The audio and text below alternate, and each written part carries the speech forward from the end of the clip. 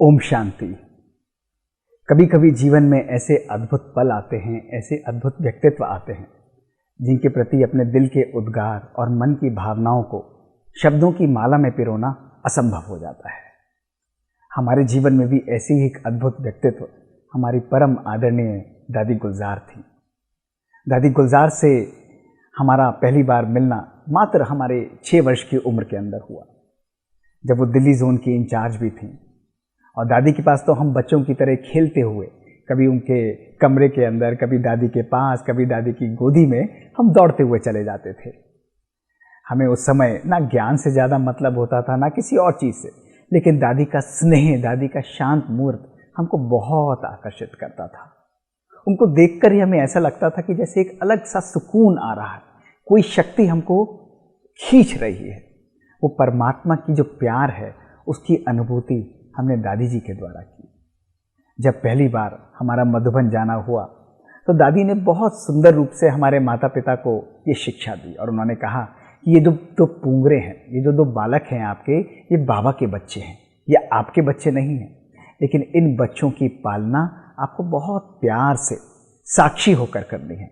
इन बच्चों को अच्छा पढ़ाना है और पढ़ाकर इस तरह इनको नर्चर करना है कि आगे जाकर अपने व्यक्तित्व के द्वारा ये बाबा का नाम रोशन करें।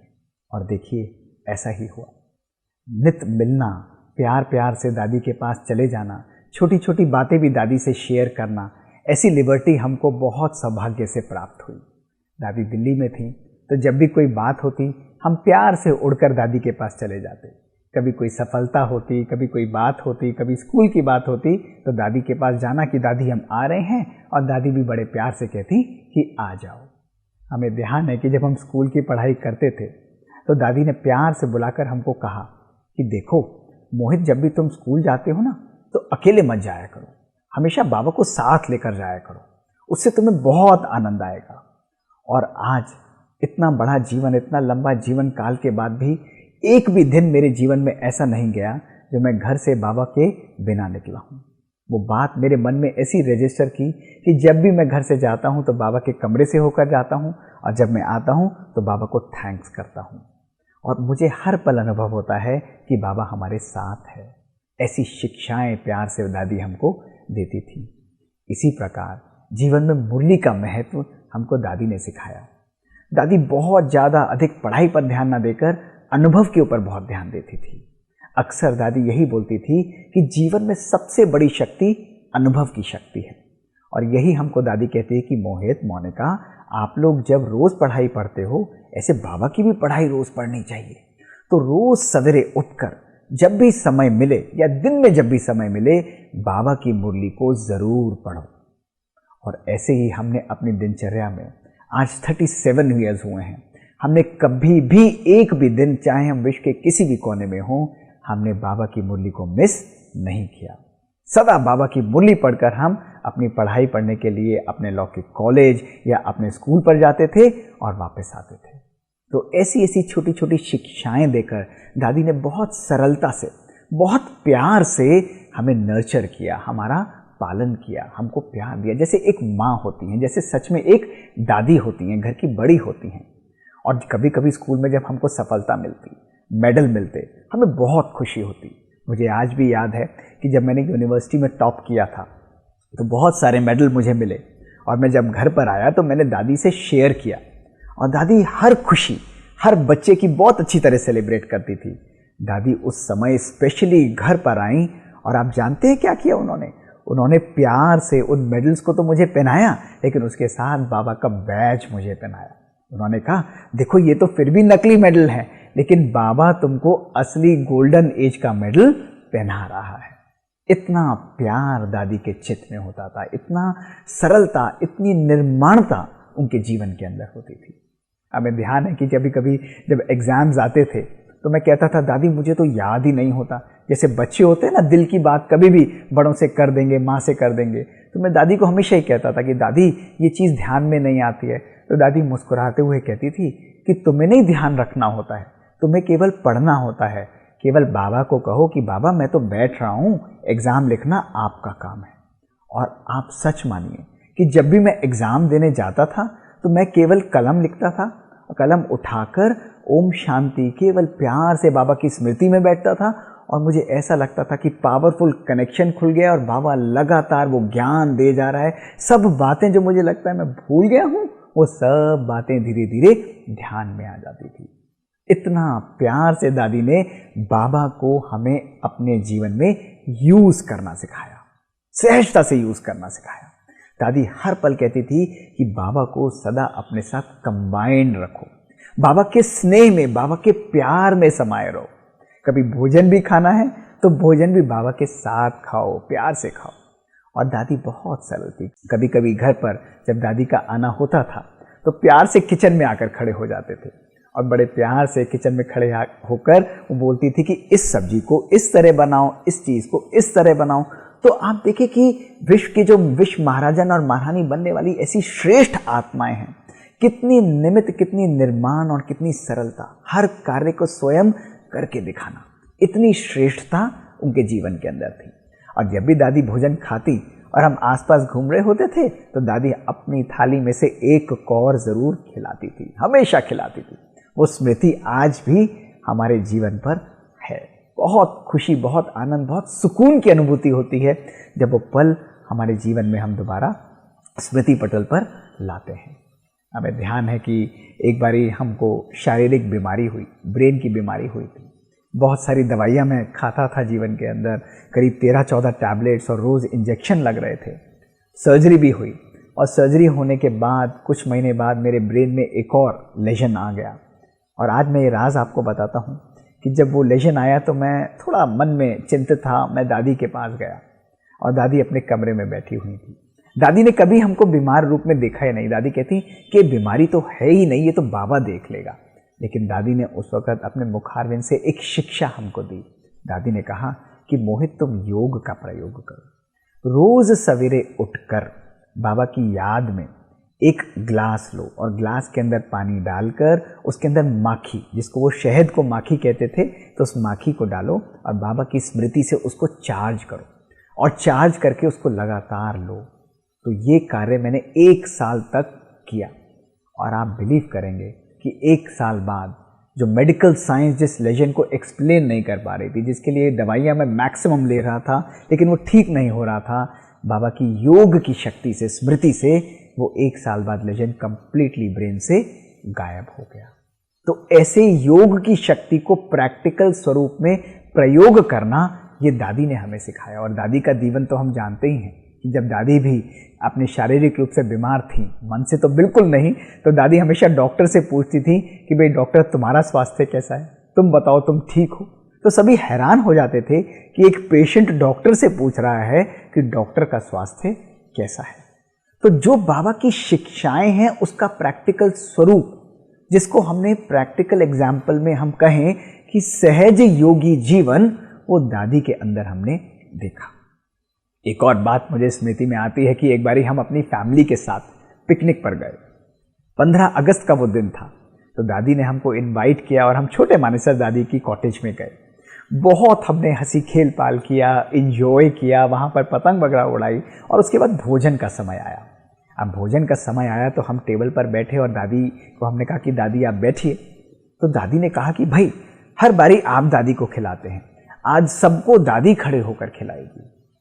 आप उनकी निर्माणता को देखिए, इतनी श्रेष्ठ आत्मा। दादी बैठी ही नहीं, उन्होंने पूरे परिवार को वहां बिठाया और हाथ में बर्तन लेकर एक एक को अपने हाथ से थाली में सब्जी परोसी, रोटी परोसी।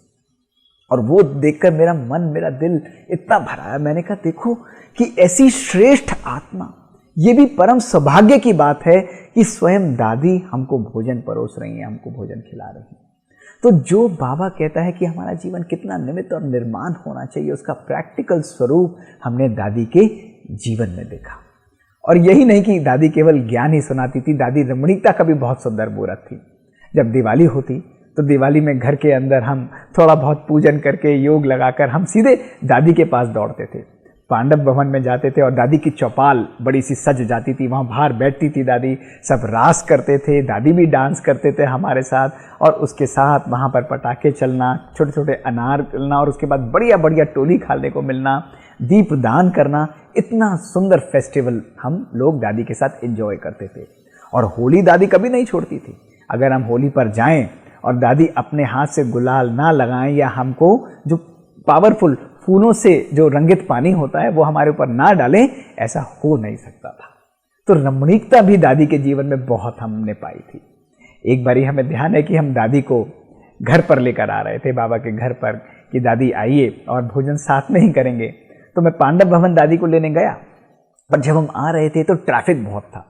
तो जो यात्रा केवल 15 से 20 मिनट की मात्र होगी, उस यात्रा में हमको ऑलमोस्ट 1 घंटा हो चुका था। अब 1 घंटा दिल्ली के ट्रैफिक में, आप सोच सकते हैं कोई भी व्यक्ति कहीं ना कहीं मन के अंदर संकल्प आए। लेकिन दादी यही बोली कि भाई रास्ता थोड़ा लंबा है तो चलो। दादी ने हमसे ज्ञान युक्त पहेलियां पूछनी आरंभ कर दी।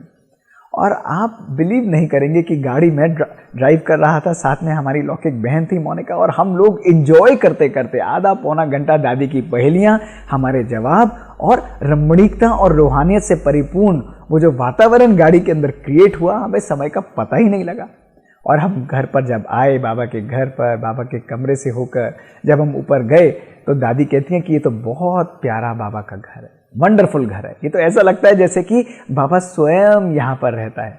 और यही नहीं, फिर दादी ने एक बहुत सुंदर गिफ्ट दिया। दादी कहती है बाबा के घर से गिफ्ट आया है। तो बाबा के घर से गिफ्ट आया, हमने स्वीकार किया और हमने उसको साथ में ले जाकर रख दिया। लेकिन दादी ने कहा नहीं, तुम इसको लाकर यहीं पर खोलो। और उस गिफ्ट को लाकर दादी ने स्वयं अपने हाथ से खोला, और खोलकर उसके अंदर एक टी सेट था और कप और प्लेट से, और डिनर प्लेट्स भी थी। दादी ने कहा कि मैं खोलकर इसलिए रख रही हूं ताकि ये गिफ्ट सेट आप किसी को भी पास नहीं करो। जब भी इस सेट को आप यूज करोगे तो आपको बाबा की याद आएगी। और हम सब मुस्कुराते रहे और दादी की विद्वता पर हम लोग सम्मोहित हो गए। हम बहुत हैरान हुए। तो ऐसी ऐसी छोटी छोटी बातें हमारे जीवन में आती थी, तो दादी सदा हमारे लिए साथ रहती थी।